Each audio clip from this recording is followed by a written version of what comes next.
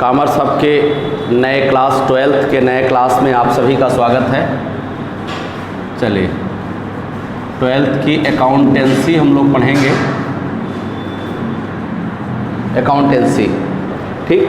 तो अकाउंटेंसी में क्या क्या चीज़ें हम लोग पढ़ेंगे, क्या क्या नया सिलेबस है, इसके बारे में थोड़ी सी हम लोग बात करेंगे। सिलेबस आपका दो तरीके से डिज़ाइन किया गया है। एक ये है कि 80 नंबर का आपका पेपर होगा और 20 नंबर का प्रोजेक्ट वर्क होगा, और जहाँ पर प्रोजेक्ट वर्क नहीं होगा वहाँ पर कंप्यूटर अकाउंटिंग के बारे में 20 नंबर का रहेगा। तो ये आपका जो एग्ज़ाम होगा वो 80 नंबर का आपका एग्ज़ाम होगा और 20 नंबर का आपका प्रैक्टिकल होगा। ये 20 नंबर आप अपना इंटरनल समझ लीजिए कि इंटरनल आपका रहेगा। उस इंटरनल में आपको फाइल वर्क या कंप्यूटर अकाउंटिंग या प्रोजेक्ट वर्क जो भी कॉलेज से मिलेगा उस तरीके से आपको इसको हैंडल करना है, ठीक है। अब इसमें भी जो 80 नंबर आपका है, इस 80 नंबर को भी दो पार्ट में बांटा गया है। इस 80 नंबर में अगर हम देखें तो पहला पार्ट है financial statement of non profit organisation, accounting for partnership firm और अकाउंटिंग फॉर कंपनीज। ये 3 यूनिट जो है ये 10 नंबर का एनपीओ, जो नॉन प्रॉफिट ऑर्गेनाइजेशन आपका है, एनपीओ जो है ये 10 नंबर का, ठीक है। पार्टनरशिप फर्म जो है आपका, पार्टनरशिप जो है वो आपका है 30 नंबर का, 30 नंबर का। और जो आपका कंपनी अकाउंट है, शेयर डिवेंचर जिसमें शामिल किया गया है, वो आपका जो शेयर डिवेंचर है वो आपका है 20 नंबर का। तो ये 60 नंबर का एक सिलेबस आपका अलग है, ठीक है। यानी 80 को, ये जो 80 नंबर आपका है, इस 80 नंबर को भी दो भागों में बांटा गया। पहला भाग जो है वो 60 नंबर का, फिर दूसरा इसमें बचता है एनालिसिस ऑफ फाइनेंशियल स्टेटमेंट्स, यानी जो फाइनेंशियल स्टेटमेंट हमारा है उसको एनालाइज हम करेंगे, वो हमारा है 12 नंबर का। और कैश फ्लो स्टेटमेंट एक टॉपिक आ गया है, वो आपका है 8 नंबर का, ठीक है। तो स्टेटमेंट, फाइनेंशियल स्टेटमेंट एनालिसिस ये 12 नंबर का है, और कैश फ्लो स्टेटमेंट, ठीक है, ये आपका 8 नंबर का है। तो 20 नंबर ये, तो 60 नंबर ये हो गया, ठीक है, और 20 नंबर ये हो गया। टोटल 80 नंबर का ये आपका प्रैक्टिकल चीज़ें हो गई, 80 नंबर हो गया। क्लियर है। और 20 नंबर आपका प्रैक्टिकल डिपेंड करता है, कॉलेज देता है कंप्यूटर अकाउंटिंग के माध्यम से, कैसे भी जो भी, जैसे यही पहले पैटर्न सीबीएसई बोर्ड का था। इस बार सीबीएसई बोर्ड और यूपी बोर्ड दोनों ने एक पैटर्न जारी कर दिया है और एक ही पैटर्न पे सारी चीज़ें लागू हो रही। अब सीबीएसई बोर्ड और यूपी बोर्ड का कोई अलग पैटर्न नहीं रह गया, ठीक है। तो दोनों पैटर्न एक हो गए हैं, ठीक है। क्लियर हो गया यहाँ तक। चलिए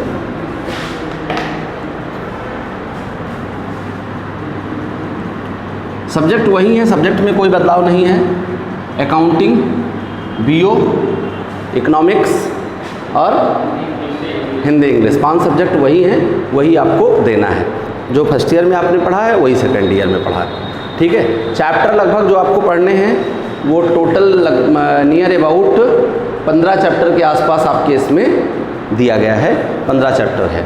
चलिए, तो सबसे पहला चैप्टर इसमें है गैर व्यापारिक संस्थाएं। यहीं से हम लोग शुरू करते हैं और इसी के बारे में आज हम लोग थोड़ी चर्चा करते हैं। गैर व्यापारिक संस्थाएं, नॉन प्रॉफिट ऑर्गेनाइजेशन, एनपीओ, ठीक। नॉन प्रॉफिट ऑर्गेनाइजेशन, ये क्या होते हैं नॉन प्रॉफिट ऑर्गेनाइजेशन? जैसे आप जानते हो, हमने एक वर्ड सुना कि कोई भी कार्य, आपने सुना एक्टिविटी या कार्य, तो जो कार्य होता है, एक्टिविटी होता है, ये दो तरीके का होता है। एक तो होता है इकोनॉमिक यानी आर्थिक, एक आर्थिक कार्य होता है, और एक अनार्थिक, non economic, economic and non economic, ठीक है। यानी आर्थिक कार्य और अनार्थिक कार्य, ठीक। आर्थिक कार्य भी दो प्रकार के होते हैं, लाभ वाले यानी फॉर प्रॉफिट, और गैर लाभ वाले।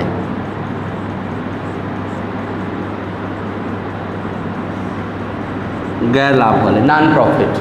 तो ये जो हम लोग बात कर रहे हैं वो यही है, नॉन प्रॉफिट ऑर्गेनाइजेशन। क्लियर? ये जो है वो यही है, नॉन प्रॉफिट ऑर्गेनाइजेशन। क्लियर हो गया? पक्का? तो अब सवाल उठता है कि ये प्रॉफिट ऑर्गेनाइजेशन और नॉन प्रॉफिट ऑर्गेनाइजेशन क्या है, ये क्वेश्चन अराइज होता है।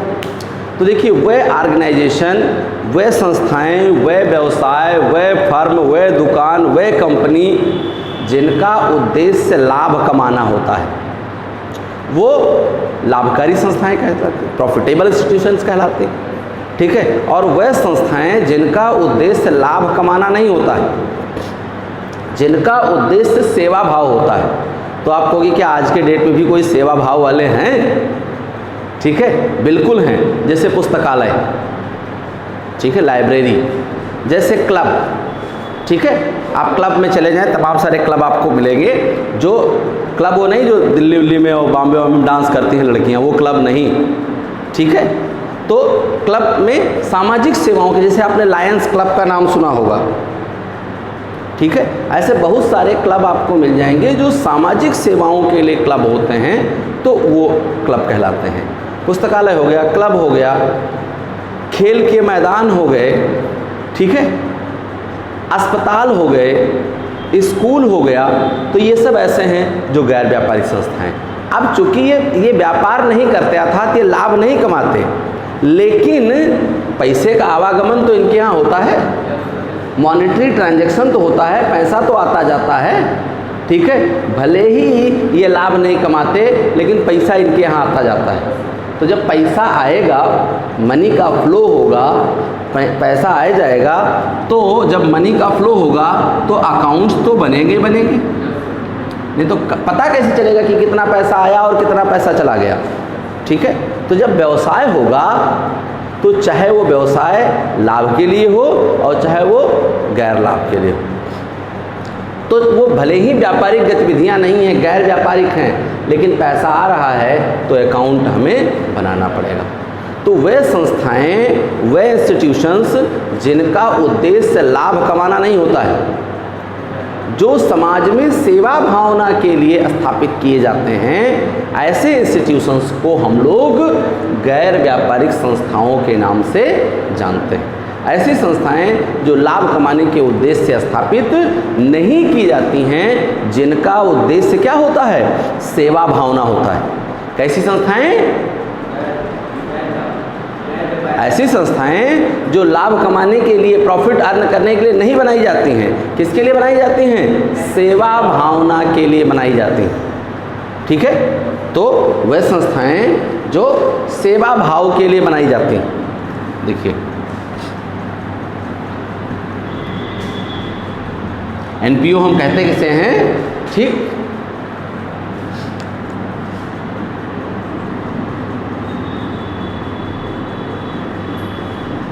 वह संस्थाएं जो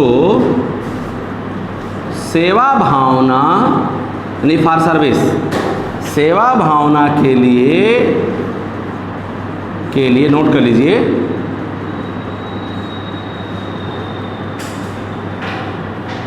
बनाई जाती हैं, उन्हें गैर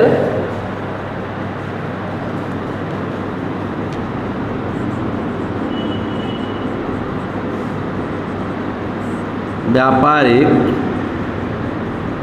संस्थाएं कहते हैं।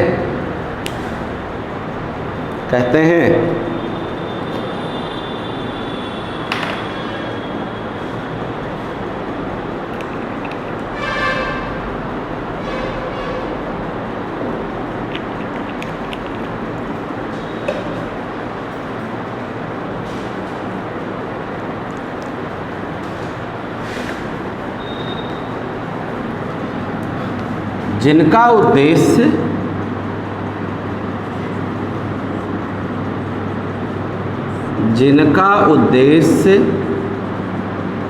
उद्देश्य लाभ कमाना नहीं होता है, जिनका उद्देश्य लाभ कमाना, यानी ऐसी संस्थाएं जिनका उद्देश्य लाभ कमाना नहीं है, जिनका उद्देश्य क्या है, जिनका उद्देश्य सेवा भावना है, ऐसी संस्थाओं को क्या कहा जाता है, ऐसी संस्थाओं को गैर व्यापारिक संस्थाओं के नाम से हम जानते हैं।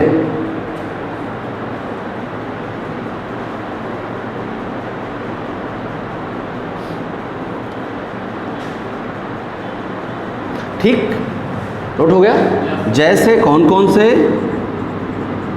जैसे पुस्तकालय यानी लाइब्रेरी, अस्पताल, स्कूल, क्लब,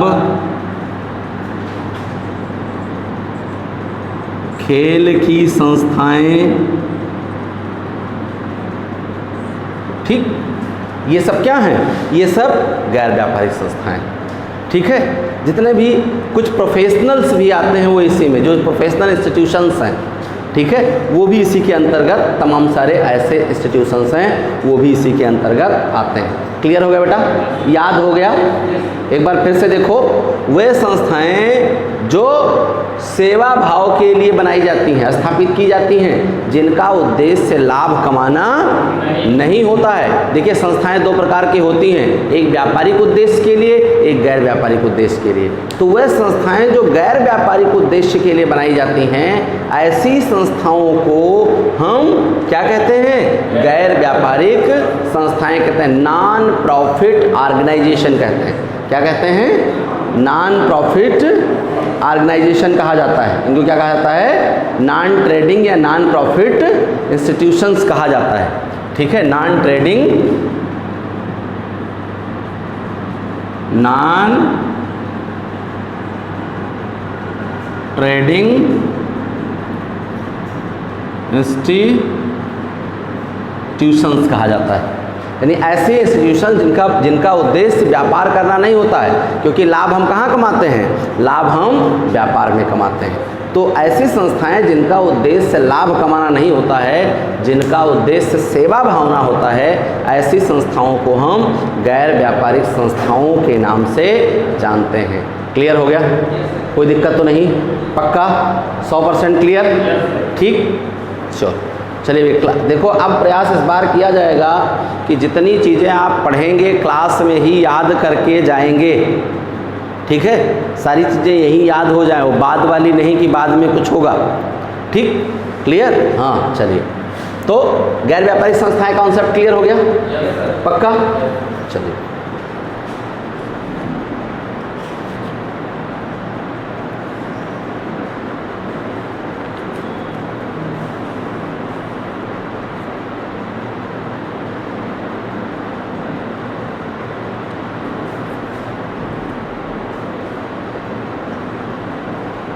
अब देखिए इनके आय के स्रोत क्या होते हैं। भाई, जब ये आप कह रहे हो कि व्यापार नहीं करते हैं, तो इनके आय के स्रोत क्या होते हैं।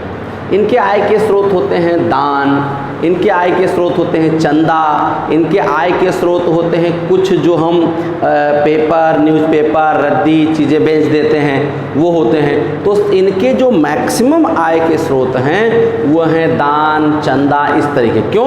क्योंकि कोई भी, या फीस, स्कूल है तो फीस, अस्पताल है तो फीस, ठीक है। तो ऐसे जहाँ पर कोई चीज़ बेची नहीं जाती है, सेवाएं दी जाती है, और उसके बदले में या तो लोग दान देते हैं, या तो लोग फीस देते हैं, ठीक है, या तो लोग स्वेच्छा से कुछ पैसा दे देते हैं। जैसे आपने देखा होगा, पुस्तकालय में बड़े बड़े लोग पुस्तकालय खुलवा देते हैं, लाइब्रेरी खुलवा देते हैं, बड़े बड़े लोग अस्पताल खुलवा देते हैं। ठीक है, अभी यहाँ नहीं है, आप अयोध्या वगैरह में चले जाओ तो आपको बिरला के ट्रस्ट मिलेंगे, मंदिर मिलेंगे, मंदिर नहीं, धर्मशाला मिलेंगे। आप धर्मशाला भी इसी के अंतर्गत होता है। धर्मशाला क्या होता है, धर्म के काम में जो लोग आए हैं वो लोग वहाँ रह सकें, उसे धर्मशाला के नाम से जानते हैं। क्लियर? जो धर्म के लिए लोग आए हैं वो लोग वहाँ पर रह सकें, तो वो धर्मार्थ काम के लिए, इसको धर्मार्थ भी कहते हैं, तो धर्मार्थ काम के लिए लोग भी वहाँ पर रह सकें।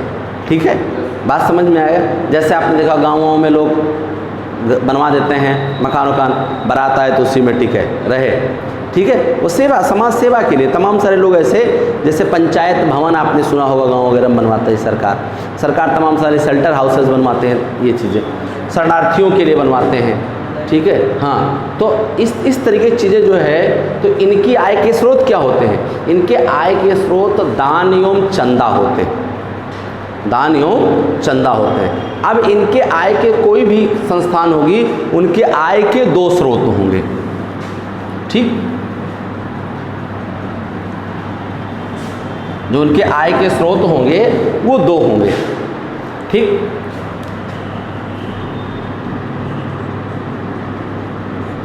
आय के स्रोत, सोर्सेज ऑफ इनकम, तो जो सोर्सेज ऑफ इनकम होंगी वो 2 होंगी, यानी 2 प्रकार की होंगी, ऐसे समझ लीजिए।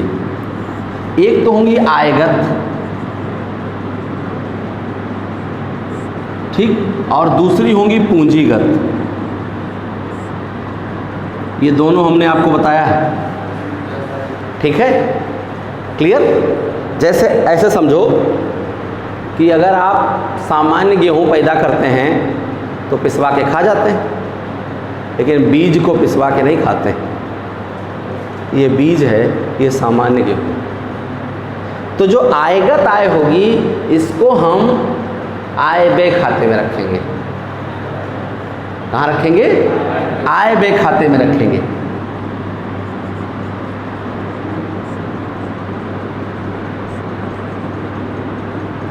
आय व्यय खाते में, यानी हम इनकम एक्सपेंडिचर अकाउंट में रखेंगे। सामान्य होगा, सामान्य आय होगी तो उसे हम कहाँ रखेंगे? आय व्यय खाते के आय पक्ष में। क्लियर, समझ में आ गया। और अगर पूंजीगत आय होगी तो उसे हम कहाँ रखेंगे? चिट्ठे में, यानी कहाँ रखेंगे? बैलेंस शीट में। क्यों? क्योंकि पूंजीगत आय जो हमारी होगी वो हमारी दायित्व होगी। पूंजीगत आय हमारी क्या होगी? दायित्व होगी। तो दायित्व को हम कहाँ रखते हैं? चिट्ठे में रखते हैं। ये हमने फर्स्ट ईयर में पढ़ाया है, 11 में पढ़ाया है ना। जब आप देखो कि व्यापार खाता, लाभांश खाता बनाया जाता है, ट्रेडिंग एंड प्रॉफिट अकाउंट बनाया जाता है, तो उसमें क्या रखते हैं? उसमें आय वाली चीज़ें तो रखते हैं। भाई परचेज हमारा क्या है? आयगत व्यय है। सेल हमारा क्या है? आयगत आय है।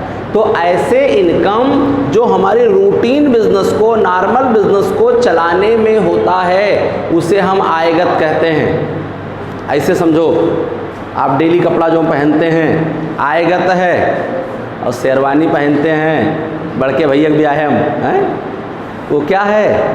वो पूंजीगत। ठीक है, बात समझ में आ गई? क्लियर। तो जो रेगुलर आपकी चीज़ें होती हैं उसको हम आयगत बोलते हैं। जो कभी कभी होती हैं, तो अगर संस्था में कोई भी आय रेगुलर हो रही, अब जैसे चंदा है, तो चंदा बार बार मिलेगा कि एक बार मिलेगा? बार बार मिलेगा। भाई चंदा हर साल मिलेगा? नहीं मिलेगा, बार बार मिलेगा। ठीक है, लेकिन किसी ने मान लिया बिल्डिंग बनाने के लिए भवन दे दिया, तो बार बार तो देगा नहीं, तो वो पूंजीगत हो जाएगा, भवन कोष पूंजीगत हो जाएगा। क्लियर। इसी में चंदा अगर छोटी राशि है, सामान्यतः चंदा आयगत ही होती है। दान के बारे में बात करते हैं, दान, डोनेशन, चैरिटी। अगर दान छोटा अमाउंट है तो आयगत, और बड़ा अमाउंट है तो पूंजीगत। क्लियर। आयगत को कहाँ रखेंगे? आय व्यय खाते में रखेंगे, और पूंजीगत को कहाँ रखेंगे? बैलेंस शीट में रखेंगे। क्लियर। तो पहले आप आयगत और पूंजीगत अलग करेंगे, और उसके बाद आप क्या अलग करेंगे? उसके बाद आप अलग करेंगे कि हम कहाँ रखेंगे उसे। क्लियर हो गया। ऐसे खर्चे भी, जो आयगत खर्चे हैं उनको आय व्यय खाते में रखते हैं, जो पूंजीगत खर्चे होंगे उनको हम बैलेंस शीट में रखेंगे। क्लियर, समझ में आ गया? पक्का। अब यहाँ एक खाता और बनता है जिसको हम लोग आगम शोधन कहते हैं, रिसीप्ट एंड पेमेंट अकाउंट। ठीक। तो वो कहता है भाई देखो, हम धर्मनिरपेक्ष आदमी, धर्मनिरपेक्ष क्या होता है? जिसके लिए सभी धर्म बराबर हों। वो कहता है ना तो हमारे लिए कोई आयगत है और ना तो हमारे लिए कोई पूंजीगत है। जो रिसीव होगा वो सब रिसीव में हो जाएगा, जो पेमेंट होगा सब पेमेंट में हो जाएगा। कैसे? जैसे तलपट, ट्रायल बैलेंस। ट्रायल बैलेंस देखिए, ट्रायल बैलेंस कोई भी डिफरेंस नहीं क्रिएट करता है। ट्रायल बैलेंस में आप सैलरी भी रख दीजिए, क्या है, रेवेन्यू एक्सपेंडिचर है, उसमें आप परचेज भी रख दीजिए, उसमें आप सेल भी रख दीजिए और उसमें आप बिल्डिंग भी रख दीजिए। तो ट्रायल, अच्छा इसीलिए कहा जाता है कि ट्रायल बैलेंस और बैलेंस शीट में डिफरेंस क्या होता है। ट्रायल बैलेंस में चारों चीज़ें रखी जाती हैं, आय व्यय संपत्तियां दायित्व, income expenditure, balance sheet, liability and assets. लेकिन बैलेंस शीट में केवल लायबिलिटी और एसेट्स ही होता है। क्लियर? आप क्वेश्चन कर सकते हो कि हाँ सर नेट प्रॉफिट तो रखा जाता है बैलेंस शीट में, क्यों, कैपिटल में जोड़ दिया जाता है ना। लेकिन जब नेट प्रॉफिट हमारा कैपिटल में जोड़ा जाता है तब वो बेटा हमारी लायबिलिटी हो जाती है, वो नेट प्रॉफिट नहीं रह जाता है। क्योंकि हमने बैलेंस शीट में दो ही पक्ष पढ़ा है, या तो दायित्व या संपत्ति, वहाँ लाभ थोड़े पढ़े हैं। क्लियर हो गया कॉन्सेप्ट? एकदम एक एक पॉइंट क्लियर हो जाना चाहिए, चीड़ फाड़ पक्का है, हाँ, क्योंकि कोई भी चीज़ कन्फ्यूजन नहीं रह जानी चाहिए। क्लियर हो गई सारी चीज़ें, यहाँ तक क्लियर हो गई ये चीज़ें। तो अब आगम शोधन के बारे में थोड़ी सी बात करते हैं हम लोग। सोर्सेज ऑफ इनकम के बारे में बात हो गई। अब हम लोग बात करते हैं रिसीप्ट एंड पेमेंट अकाउंट, आगम शोधन खाता।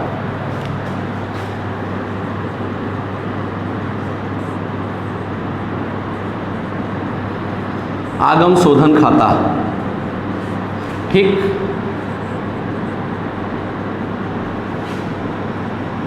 Receipts and payment account, receipts and payments account, इसका नाम ही है रिसीप्ट एंड पेमेंट।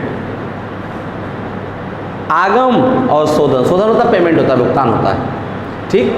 तो जो हम रिसीव करेंगे वो रिसीव की तरफ दिखा देंगे, और जो हम पेमेंट करेंगे वो हम पेमेंट की तरफ दिखा देंगे। क्लियर? जो हम रिसीव करेंगे वो हम रिसीप्ट की तरफ दिखा देंगे, और जो हम पेमेंट करेंगे वो हम पेमेंट की तरफ दिखा देंगे।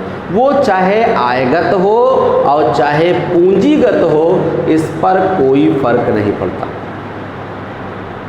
इस पर कोई फर्क नहीं पड़ता कि वह आयगत है कि वह पूंजीगत है, इस पर कोई फर्क नहीं पड़ता है। ठीक है, ये कहता है भैया आओ, चाहे जो हिंदू मुस्लिम सिख ईसाई आपस में है भाई भाई, आओ बैठो, चाहे जो हो संभाओ।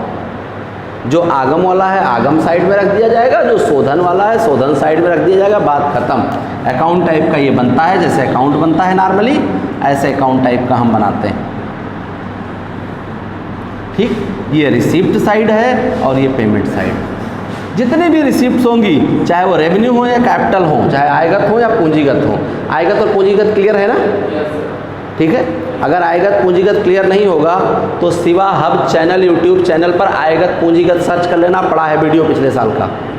ठीक है, और वैसे यहाँ भी इस वीडियो के बाद भी डाल दिया जाएगा, तो आप पढ़ सकते हैं। और एक खुशी की बात है कि अपने यहाँ ऐप हो गया है एप्लीकेशन, तो आप अगर किसी कारणवश क्लास नहीं अटेंड कर पाते हैं, कोई दिक्कत है, आप घर पे रहते हैं, तो जैसे रिकॉर्ड हो रहा है, ये क्लास रिकॉर्ड करके उस ऐप पे डाल दिया जाएगा। अगले दिन आपको ये क्लास मिल जाएगी। अगले क्या मतलब, जैसे क्लास खत्म होगी, जैसे रिकॉर्डेड डाला जाएगा, यानी अब आपका किसी भी कारण से क्लास मिस नहीं होगा। आप 10 दिन मामा के यहाँ चले गए, 5 दिन फूफा के यहाँ चले गए, ठीक है, ससुराल चले गए हैं, तो अब आप क्या जहाँ रहें और जब चाहें तब आप पढ़ सकते हैं। ये मज़े की बात है, जब चाहें, भाई आप किसी दिन क्लास आपका मिस हो गया, आप नहीं आ सकते तो नहीं आ सकते, आप घर में जब चाहें, जब मौका मिले अपने मोबाइल निकाला और आपने ओपन किया और आप पढ़ सकते हो। क्लियर?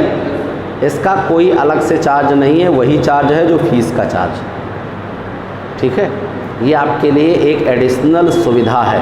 दूसरी चीज़ ये है कि जैसे अभी तो ये रिकॉर्डेड क्लास है, कभी कभी लाइव क्लास होगी, तो आप कहीं भी बैठे रहो।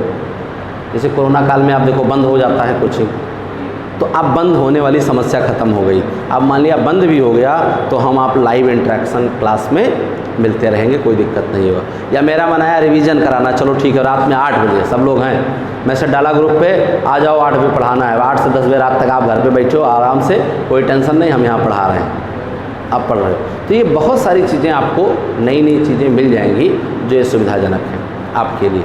ठीक है, तो जो लोग ऐप डाउनलोड नहीं किए होंगे वो शिवा हब के नाम से है, प्ले स्टोर पे जा कर के ऐप डाउनलोड कर लेंगे और फिर आपको हम चलाना सिखा देंगे। क्लियर? चलिए ठीक। तो आगम शोधन समझ में आ गया, आय व्यय खाता समझ में आ गया, चिट्ठा तो आप पहले से ही जानते हो। तो यहाँ ये 3 चीज़ें ही बनानी है। क्या बनाना है? इनकम एक्सपेंडिचर अकाउंट बनाना है। पहले तो रिसीव पेमेंट अकाउंट बनाना रहेगा, और receive payment account like as trial balance. जैसे ट्रायल बैलेंस से हम ट्रेडिंग पीएल बैलेंस शीट बनाते थे, वैसे हम रिसीव पेमेंट से इनकम एक्सपेंडिचर और बैलेंस शीट बनाएंगे। क्लियर? यहाँ तक समझ में आ गया? जितना बताया इतना अब तक समझ में आ गया? आकाश जी कोई दिक्कत नहीं? हर्ष ठीक है, समझ में आ गया पक्का? चलिए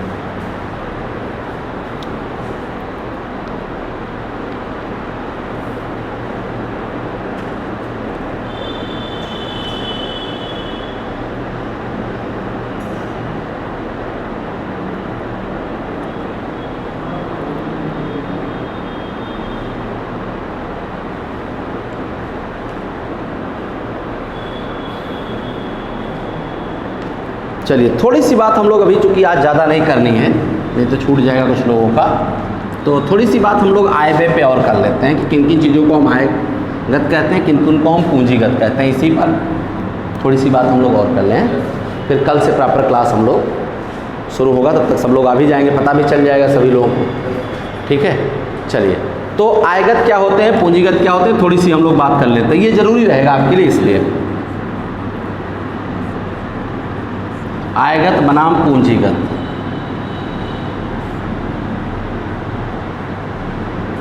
रेवेन्यू इसको बोलते हैं, इट्स रेवेन्यू एंड कैपिटल। ठीक, रेवेन्यू एंड कैपिटल। ओके, देखो बिजनेस में जो बार बार होता है, ठीक है, अगर इसका हम आधार भी मान लें,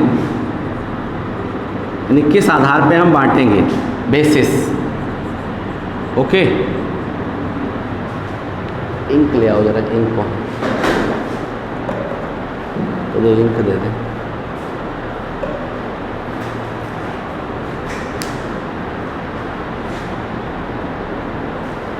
तो ये 3 आधार, इस कैसे हम बांटेंगे इसको, इसके आधार पे हम लोग बात करते हैं। ओके, कि कैसे हम आयगत बांटेंगे, कैसे पूंजीगत। देखिए कॉमर्स में आपको या अकाउंटिंग में आपको आयगत और पूंजीगत जानना बहुत ज़रूरी, बहुत इम्पॉर्टेंट है। अगर आयगत और पूंजीगत आप नहीं जान पाएंगे तो तमाम सारी समस्याएं आपके आगे आने वाले समय में खड़ा होगा। क्योंकि अगर किसी चीज़ में डिफरेंस आप नहीं समझ पाओगे, ठीक है, मूली और गाजर में डिफरेंस नहीं समझ में आएगा, रस्सी और सांप में डिफरेंस नहीं समझ में आएगा, तो कैसे ऑपरेट करोगे, कैसे काम करोगे। भाई पढ़ाई लिखाई हम लोग क्यों करते हैं? इसीलिए तो करते हैं जिससे हमको डिफरेंस पता, अंतर पता चले, कौन हमारे लिए लाभदायक है, कौन से कार्य हमारे लिए हानिकारक है, ठीक है, कौन सी चीज़ अच्छा है, कौन सा चीज़ बुरा है। भाई पढ़ाई लिखाई हम क्यों करते हैं? इसीलिए तो कहते हैं कि हमारे पास ज्ञान आ जाए और उस ज्ञान के माध्यम से हम डिफरेंस निकाल सकें।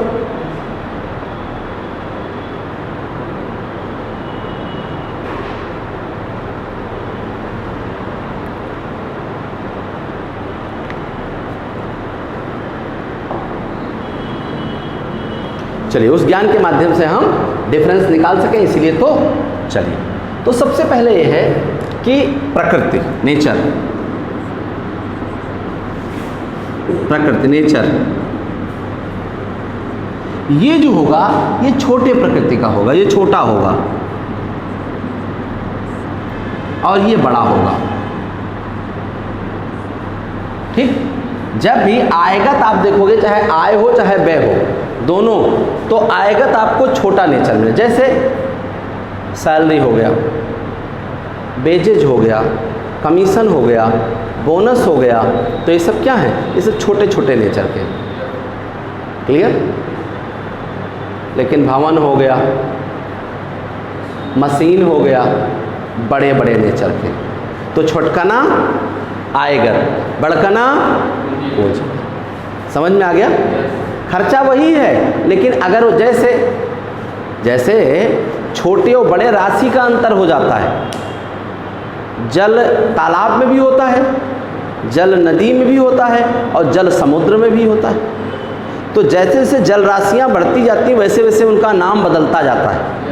छोटा खर्चा आयगत, बड़ा खर्चा पूंजीगत। क्लियर, समझ में आ गया? पक्का? समय, टाइम, ये क्या है? अल्प समय के लिए होते हैं, और ये होते हैं दीर्घ समय के लिए होते हैं। ये क्या होते हैं? शॉर्ट टाइम के लिए होते हैं, और ये क्या होते हैं? लॉन्ग टाइम के लिए होते हैं। LONG तो होता है लॉन्ग, ठीक, पक्का? तो ये लॉन्ग टाइम के लिए होते हैं। जैसे मजदूरी आप देते हो तो बार बार देते हो, कम समय के लिए देते हो, लेकिन मशीन खरीद लेते हो तो लंबे समय के लिए खरीद लेते हैं। क्लियर, बात समझ में आया? आवृत्ति, फ्रीक्वेंसी, रिपीटेशन, कुछ भी कह लीजिए इंग्लिश में, ये क्या होती है? बार बार। जितने आयगत खर्चे होंगे, आय होगा, व्यय होगा, हानियाँ होगी कोई, वे बार बार होंगे। जैसे सैलरी बार बार देंगे, वेजेज बार बार देंगे, कमीशन बार बार देंगे, ठीक, बात समझ में आ गया? लेकिन पूंजी एक बार, वर्ष में या कई वर्षों में, या कई वर्षों में एक बार। क्लियर? एक वर्ष में या कई वर्षों में एक बार। जैसे एक बार आपने पूंजी लगा दिया, अब चल रहा है कंटिन्यू, कोई टेंशन नहीं। क्लियर, बात समझ में आ गया? तो इस तरीके से आप इसे उपयोगिता,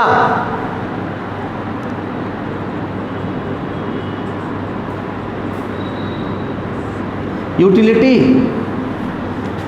अल्प समय, ठीक, दीर्घ समय, पूंजीगत व्यय होगी, उसकी उपयोगिता लंबे समय तक। मशीन खरीदोगे लंबे समय तक, वेतन दोगे अगले महीने फिर देना पड़ेगा, अगले महीने फिर देना पड़ेगा, अगले महीने फिर देना पड़ेगा।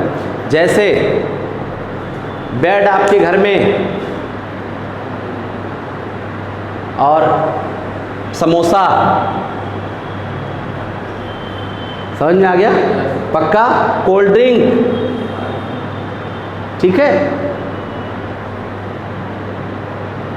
लेकिन लेउंग का तेल एक बार ले आए, चल रहा है, 2-3 साल पुराना हो गया। क्लियर, समझ में आ गया? पक्का? क्लियर, आयगत पूंजीगत अब हमें लगता है 100% क्लियर हो गया होगा, ठीक, समझ में आ गया? 100% क्लियर हो गया बात, कोई दिक्कत तो नहीं? श्योर? तो ये इसलिए जानना है कि अब इसके आगे बता रहा हूँ, इसको हम कहाँ यूज़ करेंगे, प्रयोग कहाँ करेंगे, ठीक है? या अकाउंटिंग कहाँ होगी, लेखांकन इसका कहाँ होगा, अकाउंटिंग कहाँ होगी? इसको हम आय व्यय खाते में, भाई आय व्यय है तो कहाँ दिखाएंगे? रामू के घर का बोर्ड लगा है तो श्यामू के यहाँ घुस जाएगा। ये क्या है? आयगत है तो दिखाएंगे कहाँ? आय व्यय खाते में दिखाएंगे। और ये पूंजी है तो पूंजी के लिए क्या है? चिट्ठे में हम दिखाएंगे, बैलेंस शीट में। क्लियर, समझ में आ गया? पक्का? आज जितना पढ़ाया वो 100% क्लियर हो गया, 100% क्लियर होना चाहिए। जितनी चीज़ पढ़ाऊँ उतनी चीज़ क्लास में ही याद हो जाए, घर जाके सिर्फ उसे रिवीजन करना रहे जिससे पक्का हो जाए। जैसे डॉक्टर पहले ऑपरेशन करता है तो ऑपरेशन सफल हो जाता है, उसकी सफलता टाँका पर निर्भर करता है। ऑपरेशन डॉक्टर साहब ने बहुत बढ़िया कर दिया, असिस्टेंट ने टाँका खराब लगा दिया, पक गया। अब टाँका पक गया तो अंदर का लीवर भी पक गया, किडनी भी पक गई, ठीक है? तो आपका रिवीजन क्या है? टाँका है। तो आप टाँका सही से लगाइएगा, रिवीजन सही से करिएगा। ऑपरेशन हमने मस्त तरीके से कर दिया, ऑपरेशन आर सक्सेसफुल, डॉक्टर साहब निकल के आए, मास वास, वेल डन, ऑपरेशन सक्सेसफुल। होता है ना, पिक्चर में देखा होगा आपने, निकल के बाहर आते हैं, डॉक्टर साहब बताते हैं मास्क उतार के, ब्लू वाला, ऑपरेशन सक्सेसफुल रहा, ठीक है, तो ऑपरेशन सक्सेसफुल रहा। अब टाँका लगाने का मतलब है कि घर पे आप इसको सही तरीके, इसको उतार लीजिए, बहुत इंपॉर्टेंट है ये बहुत ज़रूरी है, नोट कर लीजिए इसको।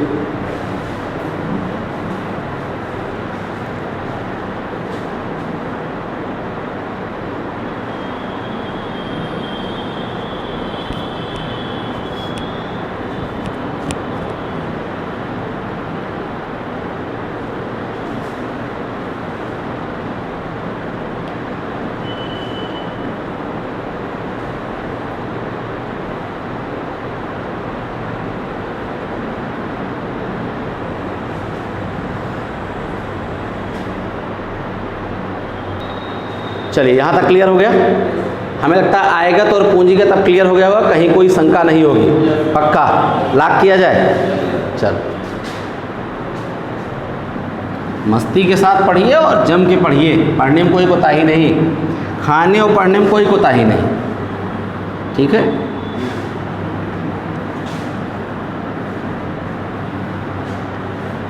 तो यहाँ पर खाते कौन कौन से बनाने हैं, यहाँ देखिए जो खाते अकाउंट्स बनाने हैं आपको, अकाउंट्स बनाने हैं, वो सबसे पहले आपको रिसीप्ट्स एंड पेमेंट्स अकाउंट यानी आगम शोधन, अभी हमने बताया आपको आगम शोधन खाता, ये आपको बनाना है। फिर आगम शोधन खाते से ही इनकम एक्सपेंडिचर,